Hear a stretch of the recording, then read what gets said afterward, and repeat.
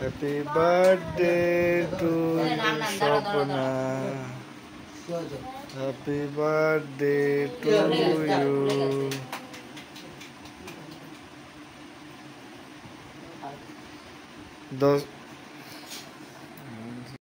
তো সকাল সকাল দারুণ একটা সারপ্রাইজ পেলাম, ভাবতেও পারিনি।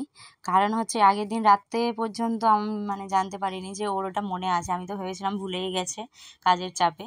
আর পুজোর সময় তো ভীষণ কাজের চাপ, জামা কাপড়ের দোকানে কাজ করে তো আমার বর, তো তার জন্যই। কিন্তু ও যে এইভাবে সারপ্রাইজ দেবে আমি ভাবতেও পারিনি। তো নিয়ে এসেছিলো হাতে করে একটা গোলাপ ফুল, আমি ওটা মাথার মধ্যে টাঙিয়ে দিয়েছি, টুম করে ঢুকিয়ে দিয়েছি। একটু সাজুগুজু করেই রান্না করি। তো এখানে দেখো লুচি আর আলুর দম করেছি রান্না, টিফিনটা। আর বর বললো তাহলে আমি ছাতু খেয়ে যাচ্ছি, তুমি বেলায় পরে রান্না করে নিও। তার জন্য আর অতটা তাড়াহুড়ো করিনি। লুচি আলুর দম হোক, টিফিনটা খাওয়া হোক, তারপরে আস্তে ধীরে রান্না বান্না করব। তো ও তো আর সারাদিন থাকবে না, ছুটিও নিতে পারবে না এখন পুজোর সময়। তো যারা জামা কাপড়ের দোকান আছে যাদের, তারা বুঝতে পারবে যে এই পুজোর সময় সত্যি কথা ছুটি থাকে না। আর এমনি না হলেও রবিবার ছুটি থাকে, কিন্তু এখন পুজোর জন্য রবিবারও ছুটি নেই। তো এইখানে দেখো মানু দৌড়াদৌড়ি এদিক সেদিক, ওকে নিয়েই তো সারাদিনটা কেটে যায়। তো চলো তোমরা ভিডিওটা দেখতে থাকো। সারাদিন টুকটাক যেটুখানি পারবো তোমাদের সাথে সব কিছুই শেয়ার করব। কেমন লাগলো কিন্তু কমেন্ট করে অবশ্যই জানাবে। আর হ্যাঁ, আরেকটা কথা, ভিডিওটা অনেকটাই লেট হয়ে গেল। আমার বার্থডে ছিল সেপ্টেম্বরের 24 তারিখে, তো অনেকটাই লেট হয়ে গেল। কেউ কিছু মনে করো না, ভিডিওটা দেখতে থাকো। তো দেখো সবাই চলে গেছে আর আমি এখন কেক বলছি, খাবার নিয়ে বসেছি। এই দেখো লুচি আলুর দম আর চা খাচ্ছি। চাটা খাওয়া হয়ে গেছে আর লুচি আর আলুর দমটা নিয়ে বসেছি। তো কে কে খাবে চলে এসো। আজকের আমার যেহেতু মঙ্গলবার, তো আমি মঙ্গলবার নিরামিষ খাই, তার জন্য আজকের আর কিছু মাংস টাংস রান্না হলো না। মাংস করার কথা ছিল কিন্তু মাংস রান্না হলো না। যাকে কালকে খাবো, কি আছে, কোনো ব্যাপার না। আজকে মাংস খেলে আমার হনুমানজি রাগ করবে, তো তার জন্য হলো না। তো টিফিন খাওয়ার পরে কাজে লেগে পড়েছি। আর এখানে ক্যামেরাটা ধরে রয়েছে আমার ছেলে, আর মানু চলে গেছে পাশের বাড়ি ওর ভালো মার কাছে।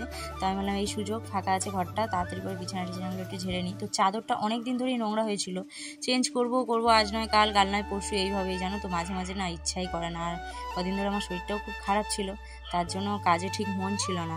তো বুবলু বললো মা আমি ফোনটা ধরে রয়েছি, তুমি তোমার কাজ করো। তো ভালোই হলো আমার। তো বিছানার চাদরটা এখানে পাল্টে নিলাম, আর বালিশের ওয়ারগুলো পরে একদিন চেঞ্জ করব। কারণ আমার না কাজের কোনো মাথা মুন্ডু আমি খুঁজে পাই না মাঝে মধ্যেই। কী জানি লেট হয়ে যায় কেন আমি বুঝতেও পারি না। তো যাই হোক, আর আজকে একটু নিজের মধ্যেই একটু আনন্দে আছি যে আজকে আমার বার্থডে। আর দেখো এত সুন্দর সারপ্রাইজ পেয়েছি, একটু তো মজা লাগবেই বলো। আর মেয়েরা দেখবে একটুতেই খুশি হয়ে যায় বাড়িতে, না দেখবে অনেক মেয়েরাই আছে সামান্য কিছু কিছু জিনিস নিয়ে। ধরো তুমি রান্না করছো, সকাল থেকে রান্না বান্না করছো ভালো মন্দ, ঠিক আছে, তো যাকে খাওয়াবে সেই মানুষটা যদি একবার বলে যে দারুণ হয়েছে, তো সেখানে সে মেয়েটা শান্তি। সকাল থেকে যে রান্না বান্না করছে এত কষ্ট হবে না, কিন্তু এই ভালো হয়েছে কথাটা শুনলেই শান্তি। তো সেই রকমই এই টুকটাক জিনিসগুলোতেই না আমি ভীষণ খুশি হয়ে যাই। আমার মতো হয়তো অনেক মেয়েরাই এই আনন্দটাই চায়। আর কি চাই বলো আমাদের জীবনে? আমাদের এই তো সংসার, স্বামী, বাচ্চা কাচ্চা নিয়ে এইভাবেই দিনটা আনন্দে কেটে গেলেই হলো। তো ভীষণ ভালো লাগছিলো দিনটা, অনেক কাজের চাপের মধ্যেও আনন্দেই ছিলাম। তো এখানে দেখো বিছানা চাদরটা চেঞ্জ করে আমি ঘরের কাজগুলো টুকটুক করে নেবো। তো তোমরা ভিডিওটা দেখতে থাকো, আবার পরে একটু বক করবো। এখন একটা তোমরা একটু হালকা মিউজিকের সাথে ভিডিওটা দেখতে থাকো।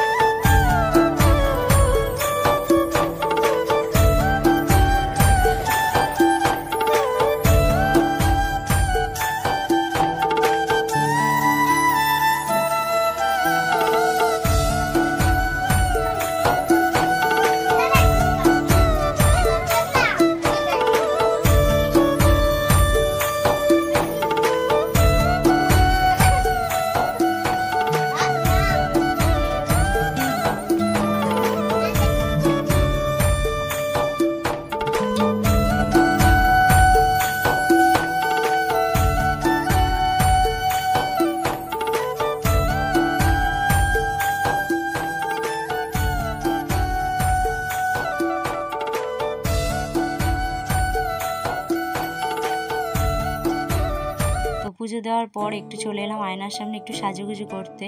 প্রতিদিন একই সাজি, তো আজকেরও সেম হবে, কিন্তু একটু আলাদা হবে। নিজেকে একটু দেখালাম তোমাদের সাথে, যেটা কোনোদিনই দেখাই না। তো এখানে আমি মাথাটাকে একটু শ্যাম্পু করেছিলাম, মাথাটা ছেনে তারপরে একটুখানি সিঁদুর পরবো, টিপ পরবো, ব্যাস এইটুকুই।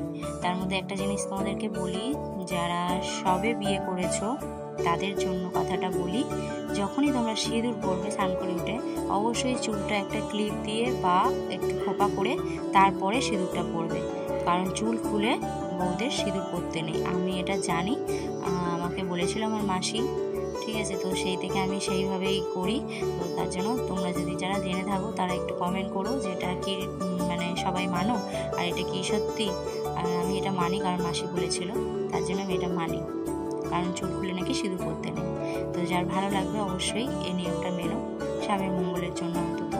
তো আমি একটু সিঁদুরটা পরে নিই। তোমরা কে কে সাজুগুজু করতে ভালোবাসো একটু কমেন্টে জানিও। আমার তো একটু ভালো লাগে না, অনেকেই দেখি কি সুন্দর স্নান করে উঠে মুখে ক্রিম ফ্রিম মেখে কি সুন্দর একদম ঠিকঠাক, তো আমার একটু ভালো লাগে না। দেখতে ভালো লাগে, কিন্তু নিজে যে করবো অত ধৈর্য সত্যি কথা আমি পাই না। আমার মনে হয় আমি কখন যাওয়ার পরে দুগাল ভাত খেয়ে একটু বিছানায় মাথাটা রাখবো, আমার শরীরে একদম টানে না। তো ওই সিঁদুর আর একটু টিপ, ব্যাস তাতেই আমি খুশি। আর কেমন লাগছে একটু বলো কেমন। আর এখানে একটা কথা বলি, আমাদের এখানে তোমরা অনেকেই আওয়াজ পাচ্ছ, হয়তো একটু কুকুরের আওয়াজ আসছে, কুকুর চিৎকার করছে। তোকে অনেকক্ষণ ধরেই বারণ করছি, সে তো আর শোনে না। আমি বললাম ঠিক আছে তুই চিৎকার কর, আমার বন্ধুদেরকে আমি ঠিক বুঝিয়ে বলবো যে আসলে ও একটু লাফালাফি করছিল, তার জন্যই।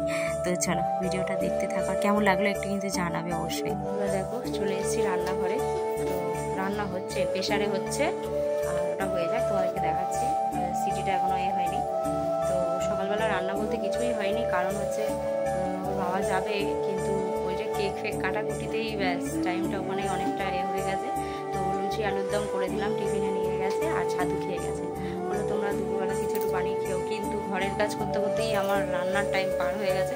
তো কী করবো, 1:30 বাজে, তখন ভাত বসিয়েছি। তো কী খাবো অবশ্যই তোমাদেরকে দেখাবো ভাতের সাথে। চলো ও আগে সিটিটাই হোক, তারপরে ঠিক আছে? দেখতে থাকো ব্লগটা।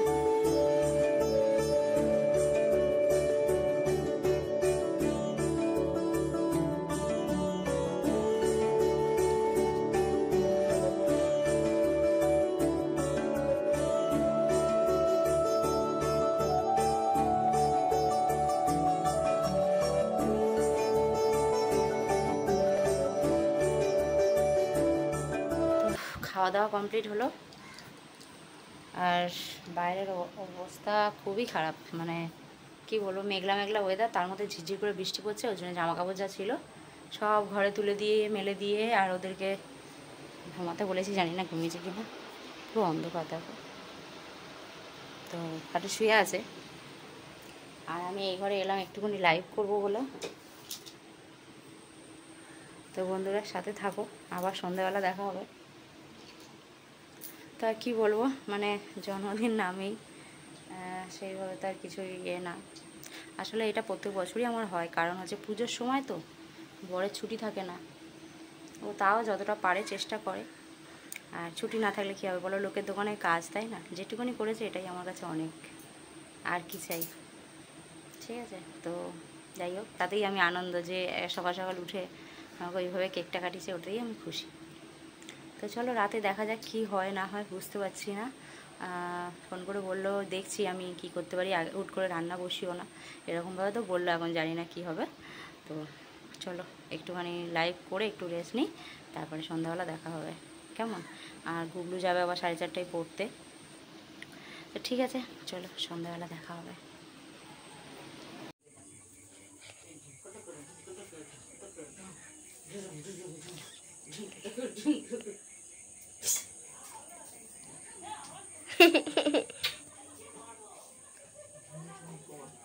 ভিডিও করছিস কেন তুই? করছি ভালোবাসা দুজনের, জানলা দিয়ে দেখলাম, ওই জানলা দিয়ে। আমাকে ধাম দাও। মানু ঘুম হয়েছে না? আর ঘুমাবি? আচ্ছা যা। না হয়ে গেছে।